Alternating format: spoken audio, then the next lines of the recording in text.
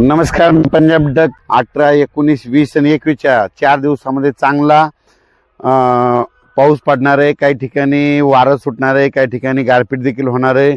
म्हणून हा अंदाज सर्वप्रथम विदर्भातील शेतकऱ्यांना लक्षात यायचा. म्हणजे सांगायचं झालं तर आज देखील 16 तारखेला म्हणजे आज देखील 16 तारखेला नांदेड जिल्हा, त्याच्यानंतर यवतमाळ जिल्हा, चंद्रपूर, गडचिरोली ह्या पट्ट्यामध्ये थोडा पाऊस पडणार आहे. म्हणून हा अंदाज आज सर्व शेतकऱ्यांना लक्षात यायचा.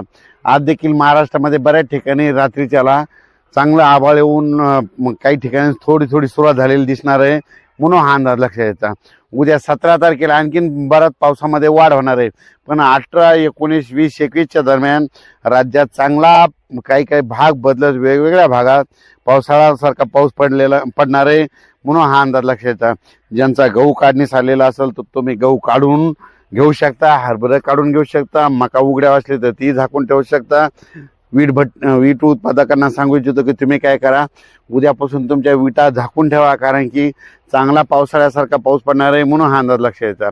हे पाऊस तुम्हाला एक सांगू इच्छितो, सुरुवात पूर्व विदर्भ, पश्चिम विदर्भ, त्याच्यानंतर मराठवाडा, नंतर काय होणार आहे 18, 19, 20, 21च्या दरम्यान मग पश्चिम महाराष्ट्र, उत्तर महाराष्ट्राकडे जाणार आहे.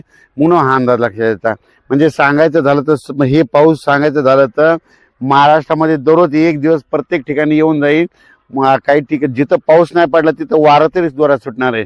ज्यांचा गहू जर हिरवा असेल तर त्याला तुम्ही काय करा, 1-2 दिवस पाणी देण्याचं टाळा, कारण की काय होईल, हिरवा गहू असेल तर तुम्ही पाणी दिल्याच्या नंतर वारं सुटल्याच्या नंतर ते पडू शकतं. म्हणून हे अंदाज लक्षात यायचा. त्याच्यानंतर सांगायचं झालं तर हे वातावरण चांगलं 21 मार्चपर्यंत असंच राहणार आहे. म्हणून हे लक्षात यायचं. म्हणजे काल देखील तुम्ही बघा, नायगाव, बिलोली, नांदेड जिल्ह्यामध्ये, धर्माबाद, तेलंगणाकडं, आदिलाबादकडे बऱ्याच ठिकाणी पाऊस देखील झाला, गारपीट देखील झाला. मी म्हटलं तर थोडी थोडी सुरुवात होईल, पण खरा पाऊस चांगला मात्र 17, 18, 19, 20च्या दरम्यान येणार आहे. म्हणून हे अंदाज लक्षात येतं. सगळीकडेच एकदा येत नसतो, दररोज वेगवेगळा भाग धरतो. म्हणून हेच देखील सर्व शेतकऱ्यांनी लक्षात येतं. हे अवकाळी पाऊस आहे. अवकाळी पावसामध्ये विजेचं प्रमाण जास्त असतं, पुन्हा गारपीट देखील होऊ शकते. म्हणून हे देखील लक्षात येतं.